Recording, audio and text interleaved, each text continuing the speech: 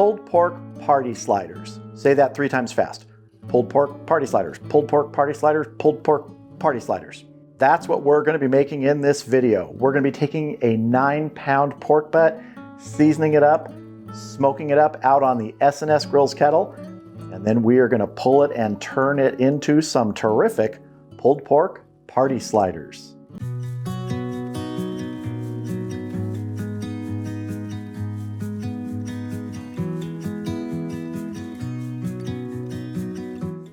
So really the cooking part of this takes place tomorrow. We're going to be getting our 9-pound pork butt. It's a bone-in pork butt. We're going to be getting that ready now. We're going to be seasoning it up. I'm going to be using the original rub from Postal Barbecue. Really good rub. But first, let's check the fat situation here. Now, obviously, this is not the fat side. There's the fat side. And you know, it's not too thick here, so I'm not going to worry about taking any off, but I am going to put some deep scores in it here. Just some cross hatches. Just to help some of that rub and flavor get down through the fat. All right, let's rub this up. We don't really need a binder on here. There's some surface moisture. If you want to use a binder, go ahead. I really only use it when I feel like the surface is super dry.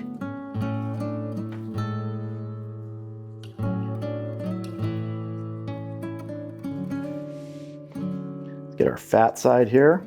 And on this side, I do want to sort of press it down into this fat cap, into those cuts I made, kind of like actual rubbing, which generally I don't do, just want to get on the surface. But here I want to try and work some of this down into those cuts. A little bit more on our top side here. I will be doing this fat side down. That's just the way I prefer to do things like this and brisket. If you do it the other way, no problem with that. There we go. This is going to get covered loosely with plastic wrap. It's going to go in the refrigerator overnight, and I'll see you tomorrow out at the SnS Grills Kettle.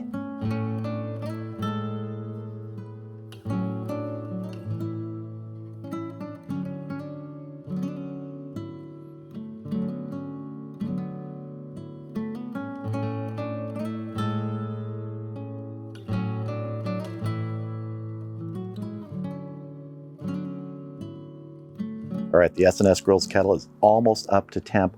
I'm shooting for a temperature between 275 and 300 degrees today, and I should be able to maintain that pretty well using the slow and sear. So let's go ahead and get our pork butt on. Want to get a piece of cherry wood on here to start today.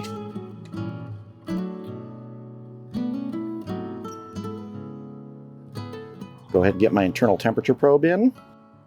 And get dead center in here. That's looking pretty good, 37 degrees. This is fresh out of the refrigerator. I think we got a good spot. All right, let's get our lid on, get smoking. Now I'll be adjusting the vents to keep it in that temperature range that I want today. And at this point, because the slow and sear is fully lit with a water reservoir all set, I'm gonna go ahead and close the bottom vent and just use the smoke hole to adjust my temperature. And so right now I'm probably gonna set it at about half open, and I'll adjust from there to keep that temperature range right where I want it. So we're just gonna let this go, come back in a couple hours, check it, see if we need to spritz it. So I'll see you in a little while.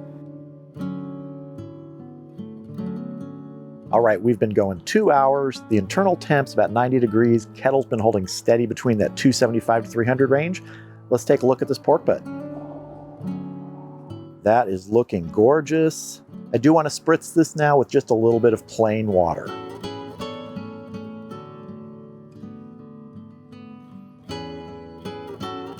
I want to throw another hunk of cherry on here.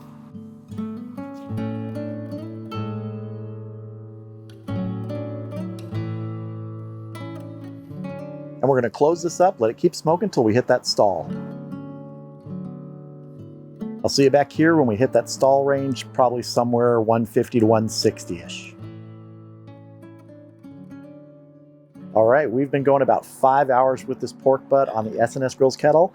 And we've stalled out at about 156 degrees, so it's time to wrap this. I'm going to be using some foil pans today. That is a really good looking pork butt, nice bark development. Now I'm going to try and keep my temperature probe in here while I move it to the pan and just wrap foil around it.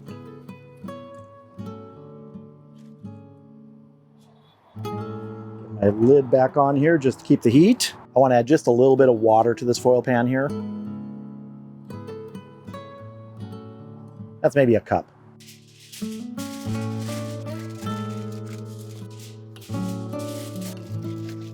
That's looking good. Let's get it back on the kettle.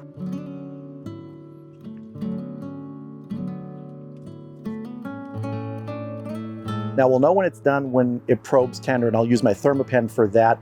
That's going to be somewhere at the 200-degree internal temperature range. I'll probably wait until about 205 internal to probe it and check. So I'll bring you back when we're close to that temperature and it's time to check it for tenderness. All right, we've been going for 8 hours almost on the dot, and we just hit 205 degrees internal. I let the temperature of the kettle ride up a little bit the last hour. About an hour ago, I added 12 more briquettes to the slow and sear.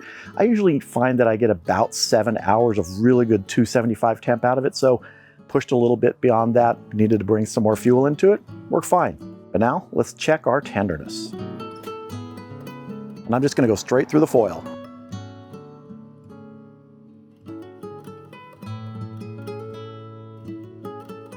That's some tender pork. Okay, I'm going to put another piece of foil on top of this. This is going to go inside and it's going to rest for 1 hour, and then we're going to get the rest of our ingredients ready. Now our pork butt is coming up on an hour that it's been resting, so I want to get the other components ready, and the first thing that I want to get done is the coleslaw. Starting with about 2 tablespoons of mayonnaise, 2 tablespoons of apple cider vinegar, about a teaspoon of mustard. I'm using a spicy brown mustard. About a tablespoon of honey, and then some salt and pepper to taste, probably about a 1/4 teaspoon of each. Mix this up. And to this I'm going to add a 14-ounce bag of a pre-cut coleslaw mix. It's just all the cabbage and everything cut up. If you want to cut your own, no problem, go for it. This is convenience for me. Get down in here and mix everybody. I don't like a really soupy coleslaw where there's just tons of dressing on the cabbage. I like it to be there, but not overpowering. Just so everybody gets a little bit on them. If you like it with more dressing, by all means, add more. And one other thing I like to add to something like this when it's going to be on something like pulled pork, which is going to have some barbecue sauce with it, is a little bit of the same barbecue sauce. So I'm going to add a tablespoon or 2 of barbecue sauce to this. And just use your favorite barbecue sauce. I'm using a Kinder's Cali Gold barbecue sauce. So just a couple tablespoons. And you don't have to do this. You don't have to add the barbecue sauce, but I really like to do that when I'm making this for pulled pork. Let's get a little taste here, see how we're doing. That's just what I'm looking for. A little bit of brightness, a little bit of crunch to go with that pulled pork when we make our party sliders. So I'm going to put this in the refrigerator and we're going to move on to our buns. So what I have here is a package of Hawaiian rolls that I've got on my cutting board. These are 12 rolls, they're connected, and we want to try and keep them connected, but we are going to be cutting them in half. So we have a top section and a bottom section. So I have my slicing knife, which is long and it works well for this, and I'm just going to carefully cut through without cutting myself. So just go slow when you do this. I'm keeping a little bit of pressure on the top so that those buns stay together. And just trying to keep it even so we don't end up with bottom buns that are too thin and top buns that are too thin. So just like that. And you want to try and keep them together. So we have a bottom and a top. Now I'm going to put each of these halves over in my toaster oven, give them a nice little toast, and I'll see you back here when it's time to pull that pork. All right, my pork butt is in the foil pan over here. I want to move it into this pan for pulling and leave the juice in that other pan, the foil pans. I'm going to reserve some of that for mixing back in with the pulled pork. I'm going to carefully lift this over here. First, let's see if we can get our bone out of here. Oh yeah, coming out pretty good there. A little bit of meat left on it, but nice and tender. Oh, look at that. Ended up with a really good bark on this. Well, I'm just going to dive in here. I've got insulators in my gloves, so hopefully it's not too hot. Any large pieces of fat I'm going to take out, but the rest we're going for it. Oh, look at that. Yeah, that's tender. And nice and hot still after an hour. It's actually about an hour and 15 minutes. The camera right above is going to get some steam on the lens. Oh, look at that. Wow, that just came out terrific. I'm going to take a little cheater taste here. Let's see. I am extremely pleased with this. With the bark, with the flavor, with the smoke, everything. I mean, the bark on that, just look, really, really nice. Another taste. This is so juicy, I don't even know if I'm gonna have to add more of that reserve juice in. I'm gonna add some barbecue sauce, but I don't know if I'm gonna have to add any juice. So I'm just using some of that same barbecue sauce that I put in the coleslaw. It's a Kinder's Cali Gold barbecue sauce. Again, use whatever barbecue sauce you want, make your own. I've made my own many times. I'm just gonna add, I don't know, maybe half a cup here, maybe a little more, we'll see.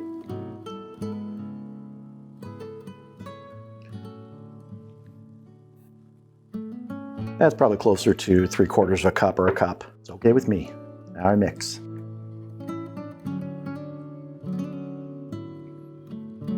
And I'll probably put some more barbecue sauce right on the pulled pork party sliders as we build them, along with that coleslaw. This is some of the best pulled pork I've made, I think. I mean, the most tender, most juicy. All right, that's looking good. Let's build some pulled pork party sliders. So here is my bottom bun section all toasted up and still holding together, which is good. And I'm just gonna take pulled pork and spread it across here. I wanna get it all the way to the edges. Now this is also one of those things where you can add what you want. Do you want cheese? Add cheese. Do you want peppers? Add peppers. I'm gonna be adding some pickles in a little bit here. But I want to load this up with pulled pork first. So we get all the way over here to the edges. Now I'm going to add a little bit of that barbecue sauce here on top, just a little bit extra.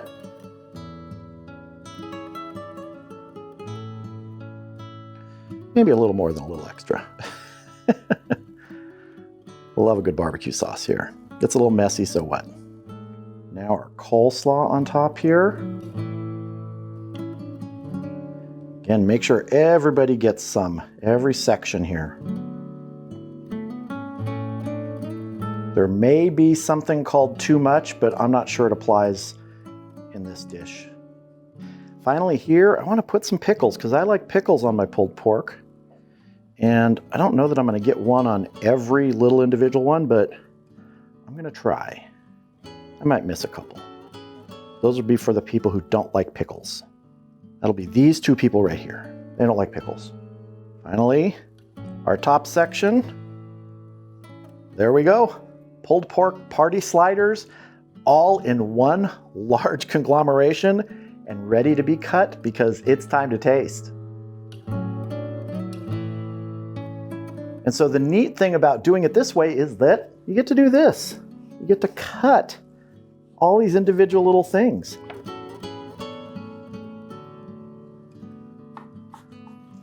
And of course, you could do them all individually right at the beginning, but I don't know, there's just something neat about doing it this way. Whoops, stay on top there. Yes, it can get a little messy, but messy's part of the fun. Now I'm gonna grab one with a pickle, which was over on this end here. Pulled pork party slider, diving in. That is definitely some of the best pulled pork I've made. That Postal Barbecue Original Rub is awesome. The coleslaw is that nice little bright crunch with this great flavor addition to the barbecue sauce with the pulled pork. I mean, everything just works well here. The toasted buns, the pickles, just love this. So there you have it. An 8-hour cook, an hour rest, some extra components that you put together with simple ingredients, and you've got a nice little brick of pulled pork party sliders to serve at a barbecue, a party, anything you want. They're just fun, but more important than that, they taste amazing.